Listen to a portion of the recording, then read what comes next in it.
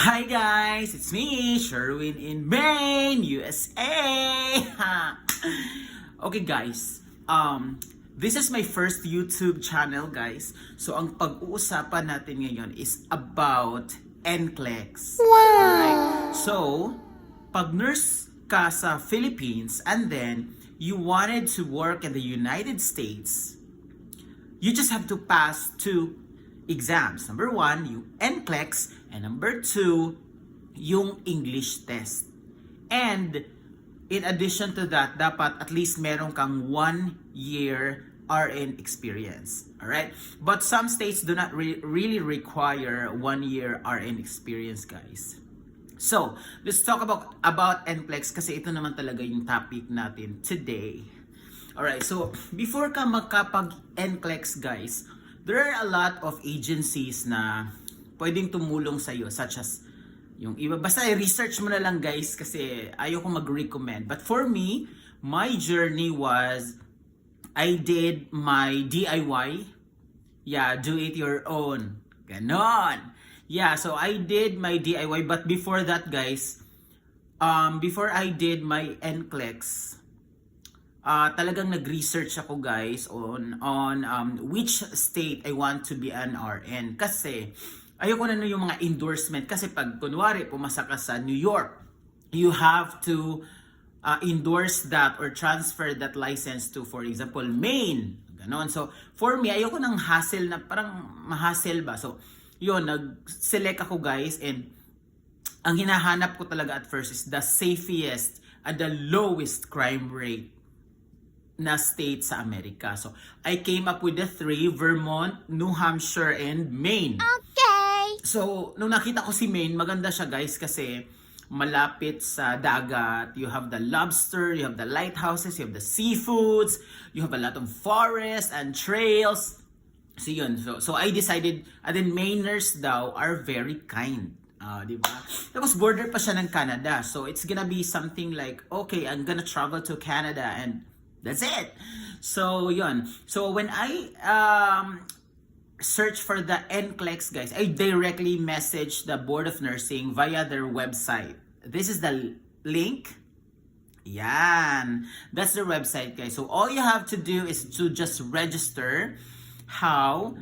Fill outan mo lang yun. Ganun lang simple. Yeah. And then, i-upload mo lang siya. Lahat ng mga documents mo, may mga requirements doon. You just have to upload, like yung TUR. Yun, i-upload mo lang siya doon. Tapos, magkakaroon ka ng account doon. Yes. Tapos, matatrack mo kung ano yung kulang doon.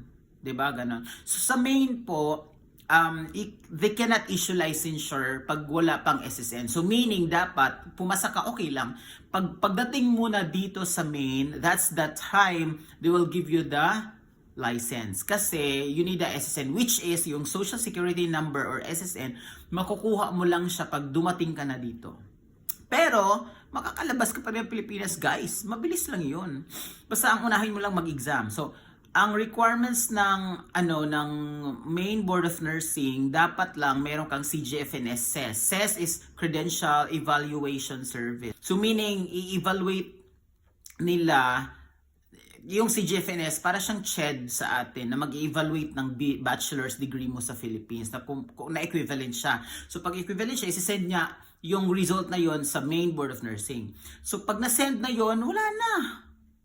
Wait ka na lang ng evaluation nila, which is a very, very fast, guys. So, the first thing you do, you have to register in the Board of Nursing, apply ka, and the payment is $75. Alright? So, after that, may account ka na. So, next requirement is the CGFNS SES. So, mag-create ka ng account ng CGFNS, i-click mo yung SES, 'di ba? So, pag-click mo doon, babayad ka ng $400+.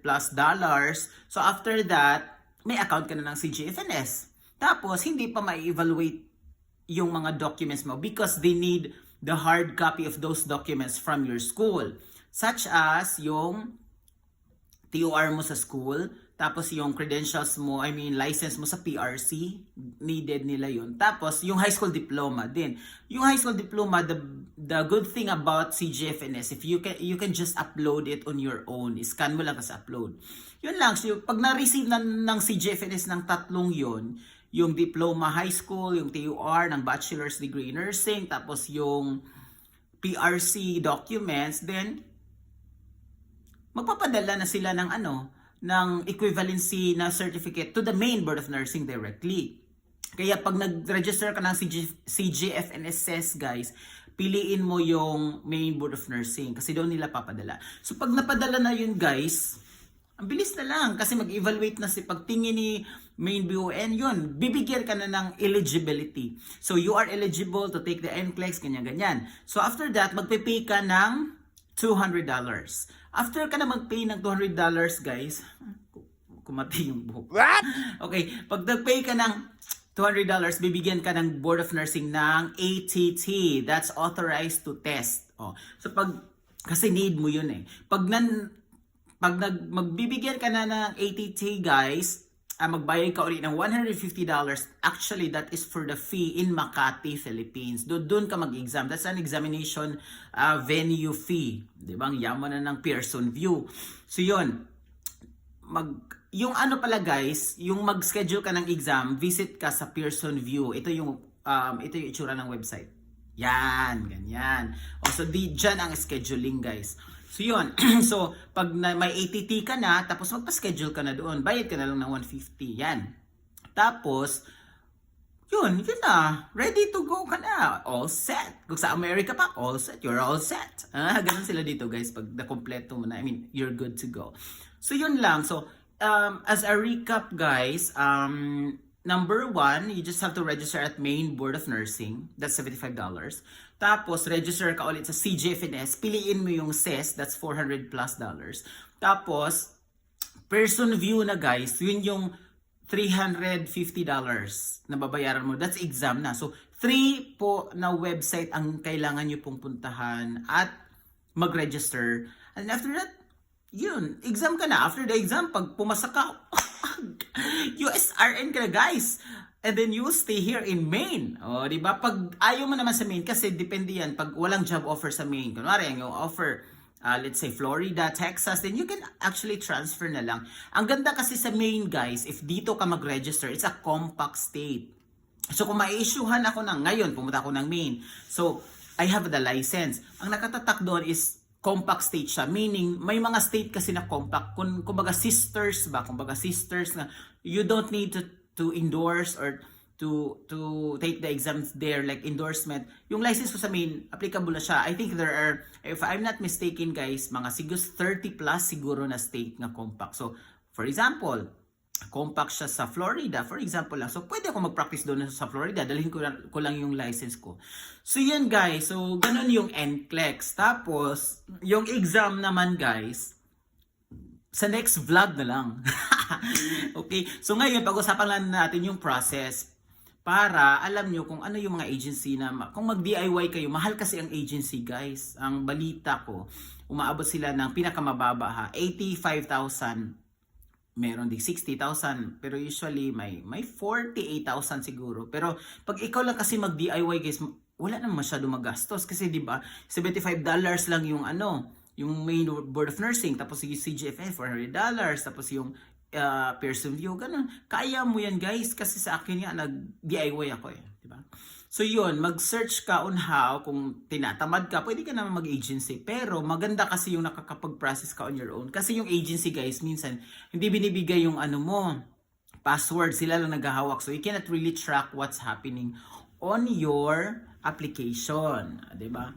So yun lang, guys. That's how to process NCLEX para dito sa Amerika. So, I think that's it, guys. O, diba? So, follow nyo ako for more. I-share nyo naman to. Tsaka subscribe kayo, guys. Diba? Para, kung may update ka sa lahat ng mga vlogs ko. Yeah, that's how the NCLEX process. Okay? Again, hindi kailangan ng RN experience. Kailangan, ang English exams, hindi din, actually, sa main, hindi naman kailangan ng English test. Hindi kailangan ng English test din sa main. Kasi yung curriculum natin is, mode of instruction natin is English. Kaya hindi siya need talaga. So yun, ganun lang. Follow nyo lang yun. Tapos, if you have a question, then you can message me on my Facebook page at hashtag Sherwin in Maine, USA! Ganun, guys. Medyo serious tayo ngayon, guys, kasi it's a information man on guiding our Filipino nurses and nurses around the world para mag-take ng NCLEX. Okay, so, yun. Good luck, everyone! Bye-bye!